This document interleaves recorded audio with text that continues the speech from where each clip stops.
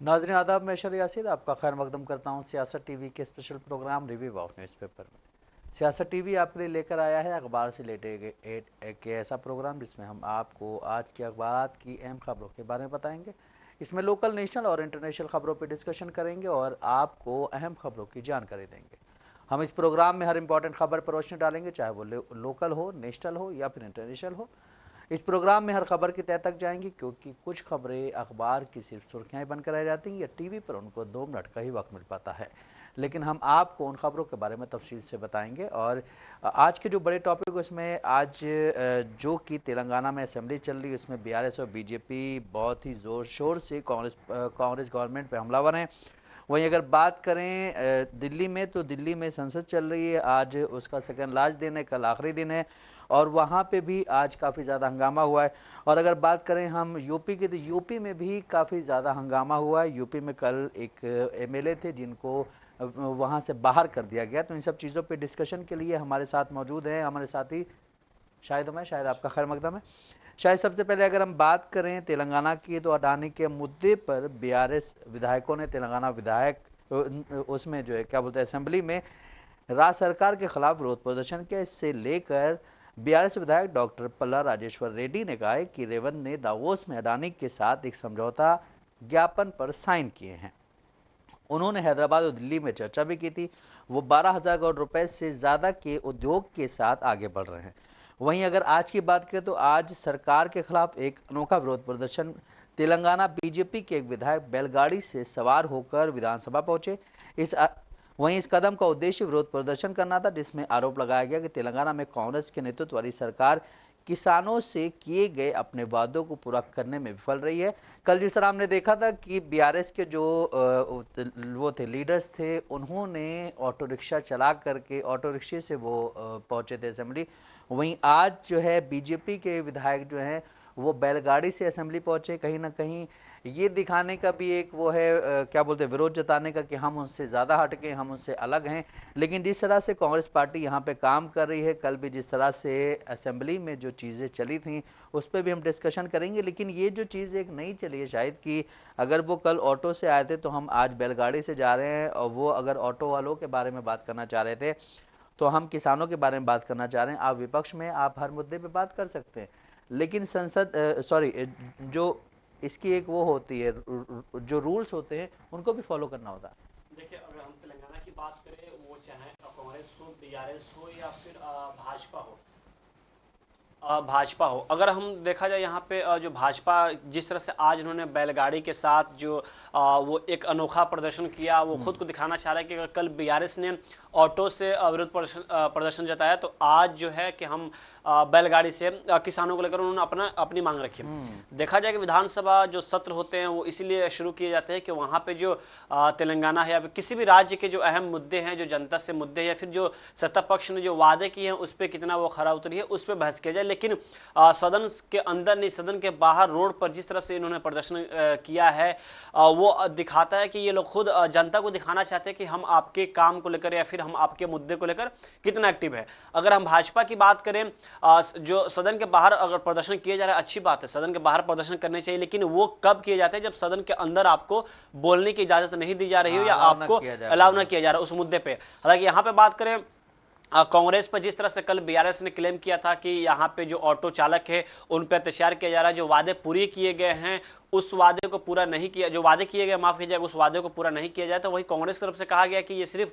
BRS एक अपनी छवि बनाने के लिए प्रदर्शन कर रही है। हालांकि हकीकत इसमें कुछ भी नहीं है। और अगर सच में वो ऑटो चालक जो है उनके प्रति अगर संवेदना व्यक्त करती है तो वो आए और हमारे साथ एक सार्थक चर्चा करे। आज अगर भाजपा की बात करें तो भाजपा ने जिस तरह से बैलगाड़ी के साथ एक अनोखा प्रदर्शन करने को किया है और वो दिखाना चाहती है कि तेलंगाना में जो किसान हैं हम उसके लिए एक्टिव है और उनकी मुद्दों की जो बातें हैं उस पर हम बात करना चाहते हैं। तो सवाल ये भी कि यही भाजपा जो है यहाँ पे उसके कई सांसद हैं, एमएलए भी है, तो ये भाजपा जो केंद्र सरकार में भी बैठी हुई है, वो लोग या फिर भाजपा के जो विधायक है या एमपी है वो उन किसानों की बात क्यों नहीं कर रहे हैं जो लगातार आज 300 से ज्यादा दिन हो गए अटारी बॉर्डर पर बैठे हुए, शंभू बॉर्डर पर बैठे हुए, और कई किसानों की मौत भी हो चुकी है। उन्हीं के एक सांसद जो विवादित बयान देती है। तो ये जो भाजपा नेता हैं, सच में अगर उनको जो किसान हैं, उनके लेकर संवेदना है, तो वो बात राज्य स्तर पर कर रहे, अच्छी बात है, करनी चाहिए, लेकिन उनको राज्य के साथ साथ केंद्र सरकार की भी आलोचना करनी चाहिए, या फिर अपने अंदर जो उनकी बड़ी कमेटी है या फिर जो ऊपर के लोग हैं उनसे बात करनी चाहिए, उनसे मुद्दे रखने चाहिए कि जो यहाँ के राज्य में जो लगातार किसानों का घेराव कर रहे हैं, इसी के साथ वो नेशनल लेवल पे अगर जो हरियाणा के किसान है, पंजाब के किसान है, उन मुद्दों पर भी वो बात करें। देखिए, जिस तरह से आपने किसान की बात की, तो कल एक स्टेटमेंट आया था किसान नेता की तरफ से। उन्होंने कहा था कि हम किसी भी कमेटी के मेंबर से मिलना पसंद नहीं करेंगे। साथ ही उन्होंने एक बात और कही थी कि जितने भी बीजेपी के लीडर्स पंजाब में आएंगे, जो कि मंत्री हैं,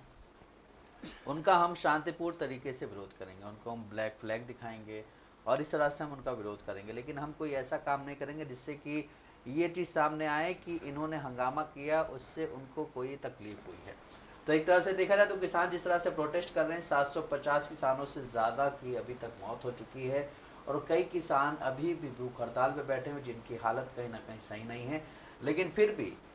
बीजेपी की जो केंद्र सरकार है या एनडीए की जो केंद्र सरकार है, वो अभी तक किसी भी चीज़ पे बात करने को राजी नहीं। जिस तरह से हमने पिछले दिनों देखा कि देश की जो वाइस प्रेसिडेंट हैं, उन्होंने बहुत ही ताव में आकर के एक बयान दिया था किसानों के पक्ष में, लेकिन अगले ही दिन उन्होंने उन चीज़ों को क्लियर किया। उन्होंने कहा है कि शिवराज सिंह चौहान को किसान बहुत पसंद करते हैं। अगर इतना ही पसंद करते तो शिवराज सिंह चौहान किसानों के बीच जा करके उनके जो भी क्या बोलते संगठन हैं, उनको बुला करके अपने पास कोई मीटिंग क्यों नहीं करते? नहीं, आपने जगदीप धनखड़ की अभी बात की। आमतौर पर देखा जाता है कि बोलते हैं कि हम भी किसान के बेटे हैं, हम भी किसान के बच्चे हैं, लेकिन अगर वो किसान के बेटे हैं या फिर किसान के बच्चे हैं, तो जो किसानों पे अत्याचार हो रहे हैं, क्योंकि एक दिन पहले उन्होंने स्टेटमेंट क्या देते हैं कि जो केंद्रीय मंत्री हैं शिवराज सिंह चौहान, उनको लेकर जो किसान है वो काफ़ी उनको पसंद करते हैं, लेकिन जो किसान है लगातार अपनी मांग को लेकर बैठे हुए धरने पर, लेकिन कोई सत्ता पक्ष यानी जो केंद्र सरकार में है कोई मंत्री बात नहीं करते हैं। और जिस ताव में जगदीप धनखड़ कहते हैं कि हम भी किसान के बेटे हैं, तो उनको भी जो किसान का दर्द है वो समझना चाहिए, या फिर जिस तरह से किसान लगातार वहाँ पे प्रदर्शन कर रहे हैं, तो आपकी भी जिम्मेदारी बनती है कि जो सत्ता पक्ष में या जो केंद्र में लोग हैं उनसे बात करें। या तो फिर ये हो सकता है कि जिस तरह से आपने स्टेटमेंट दिया, फिर बाद में आपने उसका बचाव किया, फिर बाद में आप जाकर उस स्टेटमेंट को वापस लेते हैं, या फिर कह ले कि उस पर लिपापोती करते हैं, तो बात ये भी जाहिर हो रही है कि या तो आप बात रख रहे हैं लेकिन उच्च स्तरीय में आपकी बात नहीं मानी जा रही है, या फिर आपका बस एक दिखावा स्टेटमेंट है कि हम भी किसान के बच्चे हैं। अगर सच में आप किसान के बच्चे हैं या फिर किसानों के लिए थोड़ी भी संवेदना बची हुई है, तो या तो आप जो केंद्र में लोग हैं उनसे बात करें, फिर किसानों जाकर मिले कि आखिर समस्या क्या है और क्या दोनों के बीच वार्तालाप क्यों नहीं हो पा रही है, क्या सस्पेंस बना हुआ कि ना सत्ता पक्ष बात करने को पूरी तरह से राजी हो पा रही है और ना ही किसानों का अभी तक मसला समाधान हो पा रहा है। बिल्कुल, जिस तरह शायद हमने अभी दिल्ली की बात की है, दिल्ली के बॉर्डर्स पे जो किसान बैठे हुए हैं वो प्रोटेस्ट कर रहे हैं, लेकिन दिल्ली में संसद भवन के बाहर विपक्ष के जो भी लीडर्स हैं वो सारे प्रोटेस्ट कर रहे हैं। उनकी मांग है कि केंद्रीय गृह मंत्री अमित शाह ने जो अम्बेडकर को लेकर के टिप्पणी की थी, उस पर उन्हें माफ़ी मांगनी चाहिए। और कांग्रेस की तो ये मांग है कि मोदी सरकार उन्हें, मोदी जी जो हैं हमारे देश के प्रधानमंत्री, वो उन्हें उस पद से हटा दी, क्योंकि उनके अंदर उस पद पर रहने की सलाहियत है नहीं। जिस तरह से उन्होंने जो बयान दिया था अम्बेडकर को लेकर के राज्यसभा में, उसको लेकर के काफ़ी ज़्यादा हंगामा हुआ। वहीं अगर बात करें कि संसद जो है आज उसका सेकेंड लास्ट दिन है, कल आखिरी दिन है, उसके बाद फिर वो ख़त्म हो जाएगी, शीतकालीन सत्र ख़त्म हो रहा है। लेकिन इस समय कुछ बिल लेके आने थे, जिस तरह से वक्फ का बिल लाना था, जिस तरह से वन नेशन वन इलेक्शन लेके आना था। वन नेशन वन इलेक्शन लेके आए तो इन्हीं के अपने एमपीज गायब थे, जिसकी वजह से इनको वोट कम पड़े। जो कि एक क्या बोलते हैं, एक आपको प्रस्ताव अगर देना होता है तो वहाँ पे आपको अपने कम से कम जितने भी आपके एमपीज़ हैं उनके तो वोट पड़ने चाहिए, लेकिन आपके काफ़ी सारे बड़े बड़े एमपीज़ जो हैं, जो कि केंद्रीय मंत्री भी हैं, वो मौजूद नहीं थे। इसको लेकर के भी विपक्ष ने बोला है कि इसको लेकर के ये है कि कुछ लीडर्स ऐसे भी हैं बीजेपी में जो नहीं चाह रहे हैं कि वन नेशन वन इलेक्शन देश में लागू हो। वहीं अगर बात करें संसद भवन की, तो आज कांग्रेस ने क्या बोलते हैं, विपक्षी गठबंधन ने एक बहुत ही बड़ा प्रोटेस्ट किया। वहीं राहुल गांधी और प्रियंका गांधी नीली टी शर्ट पहन करके संसद भवन में गए हैं। और संसद भवन में जाने के बाद अभी जो खबर आ रही है वो ये है कि संसद भवन में हल्की सी धक्का मुक्की हुई और बीजेपी के एक एमपी हैं जिनका ये कहना है, जिनको चोट लग गई, जिनका यह कहना है कि राहुल गांधी ने मुझे धक्का दिया। हालांकि बाद में जो बात सामने है उन्होंने कहा है कि राहुल गांधी ने किसी और को धक्का दिया था, जिसकी वजह से मैं गिर गया और मुझे ये चोट आई है। अब ये आप देखिए कि एक तरह से जिस तरह से अमित शाह के ऊपर इतने बयान इतने वो लग रहे हैं आरोप, उसके बाद कल देश के प्रधानमंत्री नरेंद्र मोदी को खुद इन चीज़ों में कूदना पड़ा। उन्होंने भी काफ़ी सारे ट्वीट्स किए, उन्होंने भी कांग्रेस सरकार पे क्या बोलते हैं हमले किए कि तुमने भी कितनी बार अंबेडकर का अपमान किया, तुमने ये किया, तुमने वो किया। और आज इन चीज़ों को छुपाने के लिए कहीं ना कहीं इस तरह की एक क्या बोलते हैं रणनीति को अपनाया गया है कि कल सेशन ख़त्म हो जाएगा, कल के बाद अगला सेशन जब शुरू होगा तब शुरू होगा, लेकिन कल तक कम से कम इन चीज़ों पे चर्चा ना हो। बीजेपी के हर एक लीडर जो है वो कहीं ना कहीं राहुल गांधी पे हमलावर हो जाएंगे, क्योंकि जो बताया जा रहा है उसमें ये बताया जा रहा है कि राहुल गांधी की वजह से ही जो बीजेपी के एमपी हैं वो गिर गए हैं और उनको सर में या माथे पे चोट आई है। देखिए, जब से ये डॉक्टर भीमराव अंबेडकर का मामला सामने आया है, देखा गया कि कैसे राज्यसभा के अंदर अमित शाह बयान देते हैं, उसके बाद जिस तरह से विपक्ष ने उस बयान को अपने तरफ खींचा और पूरे देश में कह ले कि एक तरह से माहौल एक अलग खड़ा कर दिया। हर राज्य में प्रोटेस्ट आखिरी में यहाँ तक नौबत आ गई कि खुद देश के प्रधानमंत्री को ट्वीट करके अमित शाह के पक्ष में जवाब देना पड़ा। वही कल देखा गया कि किस तरह से बाकायदा फिर से लोकसभा में कह ले प्रदर्शन हुआ, बाहर में विरोध प्रदर्शन जताया गया। उसके बाद से जब मामला और गंभीर हो गया तो मोदी ने खुद इस बात की मतलब ट्वीट की और कह ले अमित शाह के पक्ष में उन्होंने बयान दिया। वही कल देखा गया कि किस तरह से शाम के वक्त अमित शाह ने एक प्रेस कॉन्फ्रेंस किया, उसमें उन्होंने ये कहा कि कांग्रेस ने डॉक्टर अंबेडकर का हमेशा से विरोध किया है। साथ ही गृह मंत्री अमित शाह ने कहा कि संसद में दिए गए उनके बयान को तोड़ मरोड़ के पेश किया जा रहा है। तथ्यों को कांग्रेस ने तोड़ा मरोड़ा है और इसकी मैं कड़ी निंदा करता हूं। मतलब जो काम वो करते थे अब वो उनके ऊपर हुआ, विपक्ष कर रही है। वही अगर हम बात करें प्रधानमंत्री नरेंद्र मोदी की, तो उन्होंने बाकायदा ट्वीट किया और उन्होंने ये लिखा कि अगर कांग्रेस और उसका सड़ा हुआ तंत्र यह सोचता है कि उनके दुर्भाग्यपूर्ण झूठ उनके कई सालों कुकर्मों खासकर डॉक्टर अंबेडकर के प्रति उनके अपमान को छिपा सकता है तो बहुत बड़ी गलतफहमी में है। तो आप समझ सकते हैं किस तरह से जब ये मामला तूल पकड़ते गया, उसके बाद से अमित शाह को लेकर जो प्रधानमंत्री नरेंद्र मोदी हैं वो उनके बचाव में लगातार ट्वीट पर ट्वीट कर रहे हैं। लेकिन इससे एक बात साफ हो चुकी है कि जिस तरह से पिछले 2024 से पहले जो विपक्ष था, एक तरह से माने कि विपक्ष पूरी तरह से खामोश था या फिर कह लें उनकी बातें नहीं सुनी जाती थी, लेकिन अभी जिस तरह से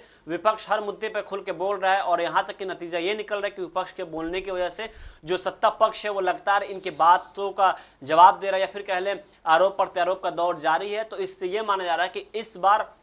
जो विपक्ष है वो पूरी तरह से मजबूत है और जब से इलेक्शन खत्म हुए तब से ये कयास लगाया जा रहा था कि अब जो 5 साल हैं वो सरकार के लिए इतने आसान नहीं होगा और शायद इसका अंदाजा जो था वो अब देखने लगा कि किस तरह से जो विपक्ष है लगातार सत्ता पक्ष की गलतियों को जो भुनाने की कोशिश कर रही है, जो गलतियां उसको जनता के बीच ला रही है और आखिरी में नतीजा ये हो रहा है कि सत्ता पक्ष को खुद विपक्ष के आरोपों का जवाब देना पड़ रहा है और यहाँ तक कि खुद प्रधानमंत्री नरेंद्र मोदी इन सब बातों को लेकर अमित शाह के पक्ष में उन्होंने ट्वीट पर ट्वीट लगातार 2 से 3 ट्वीट उन्होंने किया था। तो आप समझ सकते हैं कि एक तरह से विपक्ष की कामयाबी मानी जा रही है कि किस तरह से विपक्ष जो अपना रोड मैप तैयार करके काम कर रहा है यकीनन सत्ता पक्ष पे वो भारी पड़ रहा है। बिल्कुल, जिस तरह से हम बात कर रहे हैं कि अमित शाह ने जो टिप्पणी की थी उसको लेकर के प्रोटेस्ट चल रहा है अभी भी संसद भवन में, तो उसमें टीएमसी, डीएमके, आरजेडी, वाम दल, शिवसेना, यूबीटी और जितनी भी अपोजिशन पार्टीज़ हैं वो सारी की सारी प्रोटेस्ट कर रही हैं। उनके हाथों में डॉक्टर अंबेडकर की तस्वीर है और वो उसके क्या बोलते हैं संसद के बाहर प्रोटेस्ट कर रही हैं। वहीं आज जब संसद शुरू होने वाली थी उससे पहले राहुल गांधी ने कांग्रेस के जितने भी एमपीज़ हैं उनकी एक मीटिंग बुलाई थी। उस मीटिंग में इस चीज़ पे चर्चा हुई थी कि आगे हमारी रणनीति क्या होगी। और जिस तरह से अभी जो खबर आ रही है कि राहुल गांधी पे इल्ज़ाम लगाया जा रहा है बीजेपी की तरफ से कि राहुल गांधी ने एक एमपी को धक्का दी और वो गिर गए और उनको चोट लग गई है, तो कहीं ना कहीं शायद इस मुद्दे को बीजेपी भुनाने की पूरी कोशिश करेगी और कहीं ना कहीं इस मुद्दे की वजह से ही वो कहीं ना कहीं वो जो मुद्दा है क्या बोलते हैं अंबेडकर और अमित शाह वाला, उसको दबाने के लिए इस मुद्दे को उठाया जाएगा। देखिए, ये जो खबर है कि बीजेपी सांसदों ने कांग्रेस पार्टी पर बाबा साहब अंबेडकर को अपमान करने का आरोप लगा रहे थे। इसी बीच जो प्रदर्शन चल रहा था तो उन्होंने ये कहा कि इस दौरान बीजेपी सांसद जो है प्रताप चंद्र सारंगी ने राहुल गांधी पर गंभीर आरोप लगाया। उन्होंने कहा कि राहुल गांधी ने एक सांसद को माफी कीजिएगा सांसद को धक्का दिया और जो उनके ऊपर गिर गया, जिसके बाद वे नीचे गिर पड़े और उनके सिर में चोट लग गई। अब देखिए, जो लगातार अगर हम अंबेडकर की बात करें, संविधान की बात करें, तो बाबा साहब अंबेडकर को लेकर लगातार इलेक्शन के टाइम से ही जो कांग्रेस से उसने इस मुद्दे को उठाया और अब आज जाकर भाजपा भी जो बीजेपी माफ कीजिए कांग्रेस पर लगातार आरोप लगा रही है कि खुद ये बाबा साहब अम्बेडकर के खिलाफ है। उसको लेकर प्रदर्शन चल रहा था, उसी के बीच जो भाजपा के सांसद उन्होंने ये आरोप लगाया कि राहुल गांधी ने किसी सांसद को धक्का दिया और वो गिर गए और इनके सिर पे चोट लग गया। सवाल ये है कि जब अगर राहुल गांधी वहां पे होंगे या फिर जिस तरह से आप लोगों ने प्रदर्शन किया, तो फिर राहुल गांधी के धक्के से आपके सिर में इतनी गहरी चोट कैसे आ सकती है? तो क्या इस मुद्दे को भड़काने के लिए भी ऐसे अभी जो कांग्रेस पार्टी इल्जाम लगा रही है कि बीजेपी जो है या फिर एनडीए सरकार जो है इस वक्त वो संविधान को नहीं मान रही है, और जिस तरह से हमने देखा 2024 का लोकसभा चुनाव जब होने वाला था तो कई ऐसे लीडर्स थे बीजेपी के जिनको टिकट दिया गया था,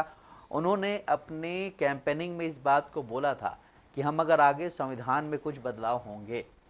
तो इसको लेकर के भी कहीं ना कहीं अभी जो बीजेपी पे इल्ज़ाम लगते रहते हैं या आरएसएस की विचारधारा जो है उस पर इल्ज़ाम लगते रहते हैं कि वो संविधान को नहीं मानती है, तो इसका जीता जागता नमूना कहीं ना कहीं वो खुद ही पेश करते हैं। देखिए जिस तरह से कल इन्होंने संसद के बाहर प्रोटेस्ट किया था, उसके बाद से अगर अभी हम बीजेपी की ट्विटर आईडी चेक करें तो सुप्रिया सुनंदे ने भी आरोप लगाया था और अभी ट्विटर पे दिख भी रहा है कि जिस तरह से कांग्रेस के फोटो फ्रेम में जहां डॉक्टर भीमराव अंबेडकर जी का फोटो था वहां पे इन्होंने एडिट करके सरोज का लगा दिया है। तो अब इस चीज को भी लेकर कांग्रेस अब्बान बता रही है कि देखिए किस तरह से बाबा साहब अंबेडकर की जो फोटो है उसको एडिट करके भाजपा जो है अब वहां पे सरोज का फोटो लगा दिए। तो लगातार भाजपा एक तरफ गलती करके फिर दोहरी गलती कर रही है और इससे साफ अंदाजा लग रहा है कि भाजपा न कभी बाबा साहब भीमराव अंबेडकर को पसंद की है और आज भी ऐसी वो गलतियां कर रही है। बिल्कुल, जिस तरह से बीजेपी के आईटी टीम जो है उसके हेड हैं अमित मालवीय, तो कहीं ना कहीं ये चीज़ें उन्हीं पे जाएंगी। और जिस तरह से आज अभी आपने जो खबर दी है कि जॉर्ज सोरोस की फ़ोटो लगा दी है, तो इससे कहीं ना कहीं आप अपनी चीज़ों में खुद ही गिरते जा रहे हैं। वहीं अगर हम बात करें दिल्ली के पूर्व मुख्यमंत्री अरविंद केजरीवाल की, तो उन्होंने बिहार के मुख्यमंत्री नीतीश कुमार और आंध्र प्रदेश के मुख्यमंत्री चंद्रबाबू नायडू को एक चिट्ठी लिखी। उसमें उन्होंने ये कहा है कि देश के गृह मंत्री अमित शाह की जो टिप्पणी है उस पर आपका क्या स्टैंड है और उस पर आप अपना स्टैंड क्लियर करें, क्योंकि दिल्ली में 2025 में विधानसभा चुनाव होने हैं, जिसको लेकर के कल ही अरविंद केजरीवाल ने एक बड़ी भविष्यवाणी की। उन्होंने कहा है कि उन्होंने एक योजना लागू की संजीवनी के नाम से, जो कि 60 साल के ऊपर के जितने भी बुजुर्ग हैं यूपी में उनका फ्री इलाज करेंगे वो। इसको लेकर के कल बीजेपी ने भी काफ़ी हमले किए और फिर कांग्रेस पार्टी ने भी काफ़ी ज़्यादा इस पर बात की है। लेकिन अभी जो खबर है वो ये है कि अरविंद केजरीवाल ने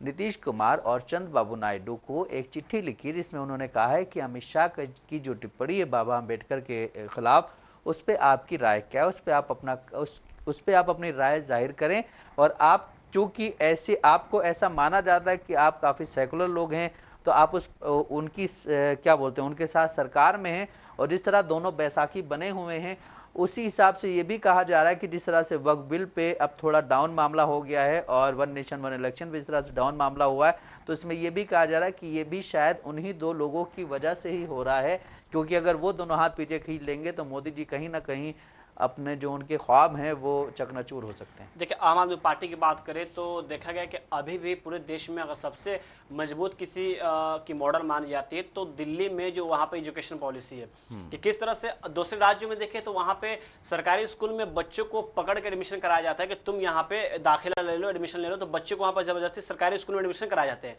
और उस राज्य में जो है प्राइवेट स्कूल काफ़ी उरूज पे पहुँच रहे हैं। लेकिन दिल्ली की बात करें तो दिल्ली के सरकारी स्कूल में वहाँ पे एडमिशन लेना मुश्किल है। इसलिए भी मुश्किल है क्योंकि सरकारी स्कूल दिल्ली में लगता ही नहीं सरकारी स्कूल है, किसी प्राइवेट से कम नहीं है। तो दिल्ली में जिस तरह से एजुकेशन के मामले में बात की जाए तो केजरीवाल ने काफ़ी काम किया है और इस बात की गवाही खुद वहाँ की जनता देते हैं। अगर हम देखें अभी इस बार के चुनाव में केजरीवाल ने खुद ट्वीट किया था कि हम आज बहुत एक बड़ी घोषणा करने वाले हैं और उन्होंने जो 60 साल से ज़्यादा उम्र के जो लोग हैं उन पे उन्होंने कहा है कि इनका इलाज फ्री में होगा, हमारी सरकार बनती है। तो आप देख सकते हैं कि राज्यसभा में किस तरह से उनके जो सांसद हैं उन्होंने काफ़ी केंद्र सरकार पे हमलावर हुए। उन्होंने ये कहा कि अगर दिल्ली में आते हो तो शांति से आना, वहाँ पे किसी भी तरह का तुम दंगा अगर करने की कोशिश करते हो तो ये भूल जाना, अगर तुम वहाँ पे हिंदू और मुसलमान करते हो तो हमने लोगों को सिखाया है कि स्कूल और तुम अस्पताल की बात करना। अब देखिए जिस तरह से आम आदमी पार्टी ने बात की है चंद्रबाबू नायडू की और नीतीश कुमार की, तो यकीनन जब से सरकार बनी है तब से ही कहा जा रहा है कि इस बार की एनडीए 2 बैसाखियों पे है और इसमें सबसे मजबूत या फिर कह ले जो भूमिका है वो चंद्रबाबू नायडू और नीतीश कुमार की है। नीतीश कुमार की बात की जाए तो आने वाले वक्त में अगले साल अनुमान ये लगाया जा रहा है कि नवंबर या दिसंबर तक विधानसभा चुनाव हो सकते हैं बिहार में। और यही वजह है कि नीतीश कुमार भी बिहार में यात्रा पर निकले हुए हैं। हालांकि इस यात्रा को लेकर तेजस्वी यादव ने बोला है कि उनकी ये आखिरी यात्रा है, तो उस पर आरोप प्रत्यारोप लगे हैं। लेकिन जिस तरह से अंबेडकर लालू यादव ने भी इस पे एक बयान दिया था, सभी ने बयान दिया, लेकिन जिस तरह से अंबेडकर को लेकर अभी विपक्ष लगातार घेर रहा है, तो उससे एनडीए का हिस्सा अगर हम चंद्रबाबू नायडू की बात करें या नीतीश कुमार की बात करें तो विपक्ष का आरोप है कि इसमें उनकी भी उतनी भागीदारी है जितनी भागीदारी भाजपा की है। इसी के साथ आम आदमी पार्टी अगर बात करें तो अरविंद केजरीवाल ने आगे चिट्ठी में लिखा है कि बाबा साहब को चाहने वाले बीजेपी का समर्थक नहीं हो सकते। लोग चाहते हैं कि आप इस मसले पर गहराई से विचार करें। तो उन्होंने नायडू और नीतीश कुमार को कहा कि अगर आप खुले तौर पर अगर इस पर बात नहीं कर सके तो आप इस पर गहराई से विचार करें कि किस तरह से डॉक्टर भीमराव अंबेडकर को अपमान किया जा रहा है, और उसके साथ भी अगर आप सरकार में है तो आपकी भी उतनी जवाबदेही बनती है जितना कि सत्ता पक्ष का है। तो यकीनन अगर इस तरह के मुद्दे उठाए जा रहे हैं तो आने वाले वक्त में बिहार में नीतीश कुमार पर इसका गहरा असर पड़ सकता है। बिल्कुल, जिस तरह से आपने बात की कि बिहार में विधानसभा चुनाव होने हैं 2025 के लास्ट में, 2025 की शुरुआत में दिल्ली में विधानसभा चुनाव होने हैं, और दिल्ली में विधानसभा चुनाव होने हैं इसको लेकर के संजय सिंह की एक बहुत बड़ी टिप्पणी सामने आई थी जो उन्होंने राज्यसभा में दी थी। उन्होंने कहा था कि यहाँ पे बीजेपी कुछ लोगों के नाम हटवा रही है, उसमें उन्होंने तक जितने भी नाम गिनवाए थे सारे हिंदुओं के नाम गिनवाए थे, और उन्होंने ये बोला भी कि ये कोई मुसलमान नहीं, सारे हिंदू हैं जो कि उत्तर प्रदेश और बिहार से आकर के यहाँ बसे हैं, 30-40 साल हो गए हैं, उनके वोटर आईडी कार्ड हैं। उसके बाद फिर क्या बोलते, उसके बाद बीजेपी ने काफ़ी सारे अपनी सफाई में बहुत कुछ पेश किया था। लेकिन जिस तरह से अभी अरविंद केजरीवाल ये कार्ड खेल रहे हैं, जिस तरह से उन्होंने अभी कुछ दिन पहले भी एक घोषणा की थी और अब फिर एक घोषणा की है, और जिस तरह से वहाँ पे स्कूलों की जैसे आपने बात की कि गवर्नमेंट स्कूल जो है उसमें एडमिशन नहीं मिलता है, हालांकि वहाँ के प्राइवेट स्कूल कहीं ना कहीं अभी उस चीज़ को लेकर के परेशान हैं। और ये भी देखा जा रहा है कि अगर प्राइवेट स्कूल परेशान हैं तो प्राइवेट स्कूल भी कहीं ना कहीं बीजेपी के साथ ही जा सकते हैं। और जिस तरह से वहाँ पर कांग्रेस अलग है, कांग्रेस ने और अरविंद केजरीवाल ने दोनों ने बोल दिया कि हम लोग अलग अलग चुनाव लड़ेंगे, तो इसको लेकर के जो भी शंकाएं थी लोगों के दिमाग में वो सारी दूर हो गई हैं कि इंडिया गठबंधन में है, लेकिन हम सिर्फ लोकसभा के लिए इंडिया गठबंधन में हैं, हम विधानसभा के लिए इंडिया गठबंधन में नहीं हैं। वहीं अगर हम बात करें उत्तर प्रदेश की, तो उत्तर प्रदेश में भी विधानसभा का सत्र चल रहा है। उत्तर प्रदेश में विधानसभा सत्र के दौरान कल काफ़ी हंगामा हुआ। हंगामा बढ़ता देख विधानसभा स्पीकर ने समाजवादी पार्टी के विधायक अतुल प्रधान को पूरे सत्र के लिए निष्कासित कर दिया। निष्कासित करना एक अलग चीज़ होती है, लेकिन जिस तरह से जो उनकी भाषा थी उसको देख करके कहीं ना कहीं ये लग नहीं रहा था कि उसको निष्कासित कर रहे हैं। ये ऐसा लग रहा था कि आप किसी पुरानी जो क्या बोलते हैं कुछ गलत, हाँ बिल्कुल, उसका आप बदला ले रहे हैं। पुरानी कोई रंजिश थी उसका आप बदला। और जिस तरह से उनको जो अध्यक्ष साहब हैं उनकी जो क्या बोलते हैं वो दिखी कल, उनका जो एटीट्यूड दिखा है उसको देख करके लग नहीं रहा है कि ये एक मतलब जिस तरह से अब अगर हम बात करें तो अतुल प्रधान ने भी उसके बाद बयान दिया, उन्होंने कहा कि लोकतंत्र में जिस तरह से सत्तारूढ़ यानी बीजेपी विधानसभा का सत्र चलाना चाहते उस तरह से सदन नहीं चलता है। साथ ही अतुल प्रधान ने कहा है कि सत्र के पहले दिन से देखिए नेता सदन की भाषा विपक्ष के प्रति कैसी है। हम लोग व्यवस्था की बात कर रहे थे, नियम 56 पर बाकायदा विधानसभा अध्यक्ष ने हमें नोटिस देकर स्वीकृति प्रदान की थी। अब इतनी सारी चीज़ें होने के बावजूद भी अगर एक एमएलए को उसकी बात नहीं रखने के लिए इस तरह से बाहर कर दिया जाता है, जो कि वो कोई धर्म से रिलेटेड बात नहीं कर रहा है, वो वहाँ की व्यवस्था पे बात कर रहा है, वो वहाँ के उत्तर प्रदेश की जो हालत है, हालांकि बाहर बैठे लोग उत्तर प्रदेश की हालत बहुत अच्छी लगती है, लेकिन जो उत्तर प्रदेश में उसे वहाँ की हालात पता है। इस पे आप क्या कहें?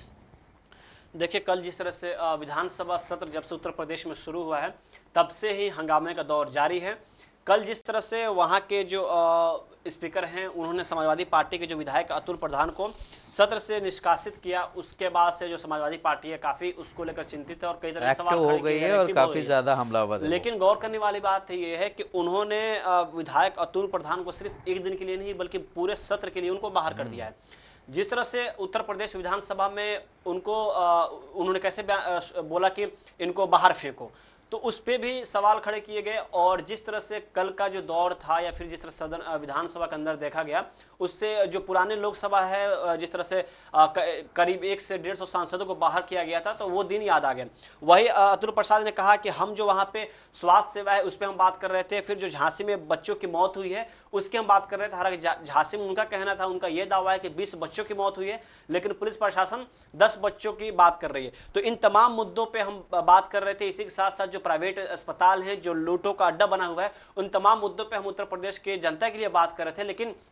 अतुल प्रसाद को फिर बाद में जो विधानसभा है उससे प्रधान को माफ कीजिएगा, उनको सदन से बाहर कर दिया गया। वही अगर हम देखें मामला तूल पकड़ा क्यों, विधानसभा में जब डिप्टी